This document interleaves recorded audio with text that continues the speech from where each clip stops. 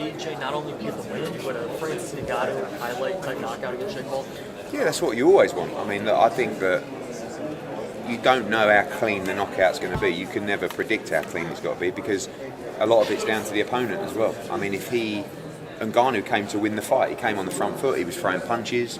I really don't feel like Jake Paul's going to come on the front foot and start throwing a lot of punches. If he does, well, I mean, he'll need a wheelbarrow for his balls, but he'll also get badly hurt. So I think when you're trying to survive, sometimes you can do rounds, and I think that will be the game plan. I'm not saying Jake won't take any chances in the fight, but they're not stupid, these people. Like they know what's in front of them, so they've got to be a little bit clever. They've got to time up. I mean, you can't time up either. So I don't like. He can't fight off the back foot. He can't fight on the inside. So what do you do? And the moment he gets hit clean, the fight's over. But he might survive a few rounds. I mean, he's competent now, and he's made a lot of improvements and adjustments. He's smart. He's got a good team around him, and they will have a game plan. But it doesn't really matter what the game plan is. You just work well out your depth. What do you think Jake's real motivation is for this fight? Do you think he really believes, really truly, he can win it? Money, mainly. Challenge.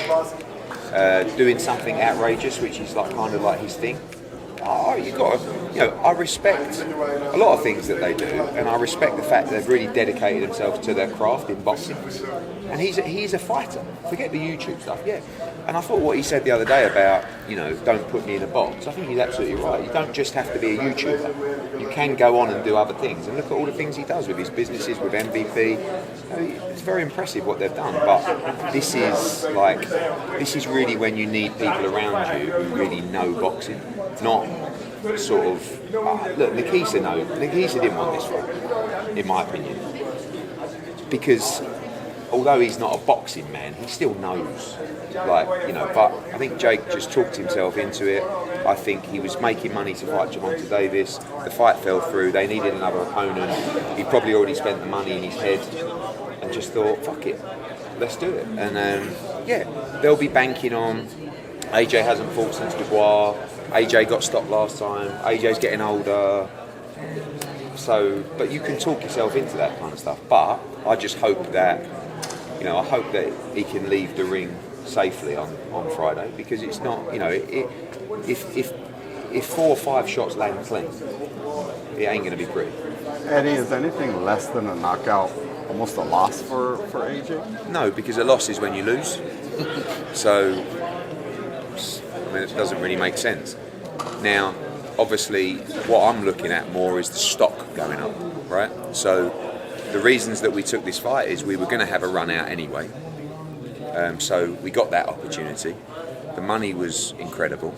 And the profile and the platform and the exposure puts us in a position to be the biggest star in boxing if we do our job correctly, right? So you're right, if we go in and it's scrappy and we win on points or something like that, listen, load of money, we got the run out, no drama, but wouldn't have the same impact that it would if we went in and did what we were supposed to do. And he will do that. I mean, there is absolutely no doubt in my mind he wins this fight by knockout.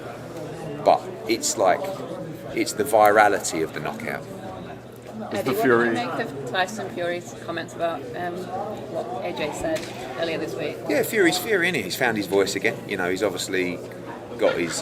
He's in those discussions to fight AJ, and he does what he does best, which is to, come out, be outspoken, and look, I'm delighted that he's going to fight again. It's great for the sport. AJ can't stand him, to be honest with you, and I think I've never really known AJ to want to knock someone out so badly. I think that AJ's comments. The reality is everyone knows what he means. You can dress it up how you want to dress it up with negativity. Oh, you shouldn't say that. This is their job. You guys, you want them to go into a ring and have a fight with another man.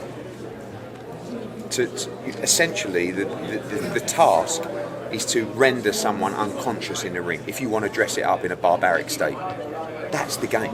So this is really what he's saying. And of course, he hopes that Jake can leave the ring safely. But he's not going in there with the mindset of, oh, I hope Jake leaves the ring safely. He's going in there going, I'm going to knock him clean out as quickly as possible.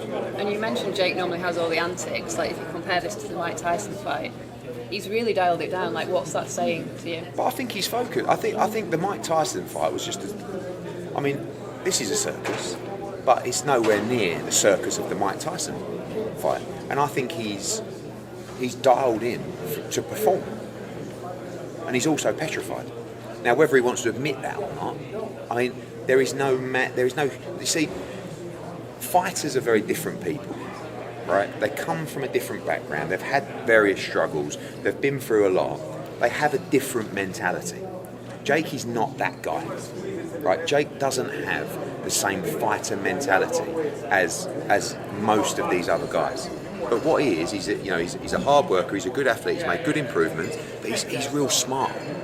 And that's probably the downfall going in. This is why this fight doesn't really make sense. In fact, I can't believe we're standing here with 30 hours to go till the fight, and because I don't know what he's doing.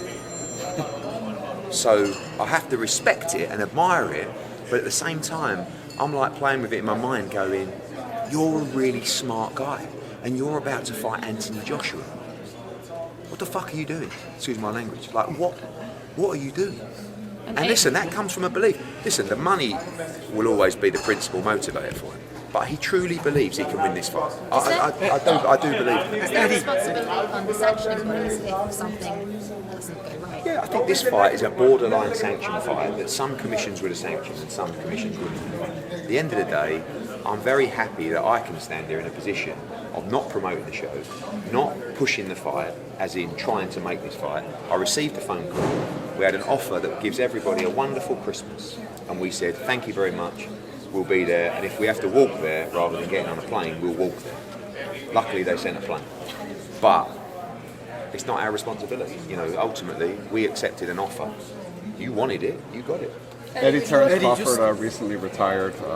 Obviously, all-time great, but coming off the best win of his career, it seemed like there was a lot left in the tank. What are your thoughts on that? Yeah, you never know. I mean, you never know the background to these things. Is it part of a wider negotiation? That's just me knowing the game.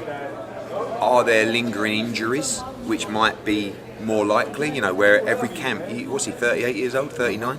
Like every camp gets very, very hard.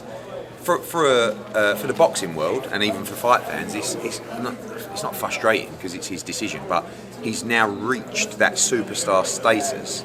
You kind of want him to keep going, and it wasn't like his performance against Canelo showed signs of aging or anything like that. But he's also made a lot of money. What a time to bow out on top. A lot of fighters have one too many.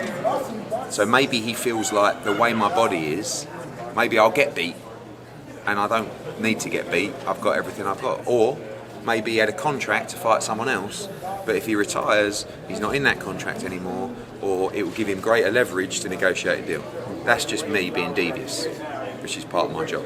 Eddie, do you think that Terrence Crawford, even if this retirement was to be like a promotional thing, do you think he's too old to come back? No, but it all depends on his body. I mean, I wasn't being facetious before, but you never know the landscape of this, but more likely, he's thought this is a good time to bow out, or got a few niggles and I don't think I should fight him. But if physically he's able, he's one of the greatest fighters of all time. So his IQ's on another level. But what is there to do? Like, he's not going to want to go and fight, I don't know, Jaron Ennis. Like, he's going to look at that and go, well, I'm going to fight a 28-year-old coming through, I'm giving you my legacy. Do you know what I mean? So I think bowing out at the top like that's pretty cool thing to do. Can you see Canelo, Diego Pacheco next? Sorry? Can you see Canelo against Diego Pacheco? I mean, look, it's a really interesting, that decision from Terrence Crawford, really means that a lot of the belts become vacant. So you've got Shiraz against Billy, but now with the WBO, you've also got Shiraz against Pacheco. So I think more likely you're going to see Pacheco against Shiraz or Munguia, and I think if he wins one of those fights, I think he'll put himself right in line for the Canelo Alvarez fight. Jake and Joshua both enrolled in BARDA testing. USADA testing. They've both been tested. I don't know. I can't give it. I mean, I want to say well over half a dozen times. How come they're not in the BARDA testing? Because that was a decision from MVP. Did you push for VAR testing? Yeah, but we've been VAR tested our whole career. USADA are a very reputable agency as well. And Why would they not want VAR testing? yeah, better ask them. But I don't, we didn't have a problem with it. USADA are extremely reputable. It's not like some random agency that's popped up from nowhere. But we were tested by UCAD as well. Obviously, you saw the different, yeah, well over half a dozen tests, I believe. So we were happy with the procedure. Do you know how many tests you've done? It'll be the same. You just mentioned that Ennis. Any update on Ennis Virgil Ortiz? Just waiting. I mean, it's extremely frustrating. I mean, you saw Rick Meridian come out with some wild post the other day. Like, we can't understand it. You know, we agreed a deal with Golden Boy and DAZN in a room. We're speaking to Golden Boy. I believe Golden Boy and Oscar want that fight. They want to make the best fights in boxing. It's the best fight in boxing. You've got another fight that's just, you know, right up there in tier female against Shakur. You've got, hopefully, Fury against AJ. You've got all these great fights happening. Boots has signed for the fight, and Ortiz, I just can't understand what's happening. You know, who else is there for Ortiz to fight? You know, Errol Spence ain't going to take the fight next, and Errol Spence ain't boxed for 2 years.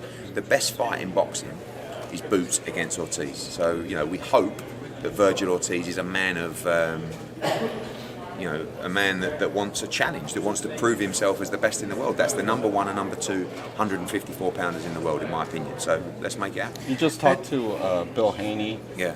last week. Just how'd that conversation go? What's Yeah, going on? when Bill wants something, he's the nicest man in the world. I mean, even when he doesn't, we get on. Like, we never fall out. But he wants to fight Lewis Crocker. You know, they look at that as an opportunity to unify the division against another world champion. That they like the fight. So Bill flew to Stockton to see me, and when I saw him, I said, "Hi, Bill." I said, "You're going to ask me you want to fight Lewis Crocker?" "Oh no, I just wanted to see you." I was like, "Bill, cut the crap, mate." So listen, if there's a deal to be made for that fight, we're not against it. We've also had since then 3 or 4 approaches from big names asking to fight Lewis Crocker. So he's in a great position, and he will fight in March or April of 2026. Conor Beck, what do you think he's ready for? Just waiting for the Ryan Garcia Barrios winner. I mean, he's a mandatory challenger with the WBC.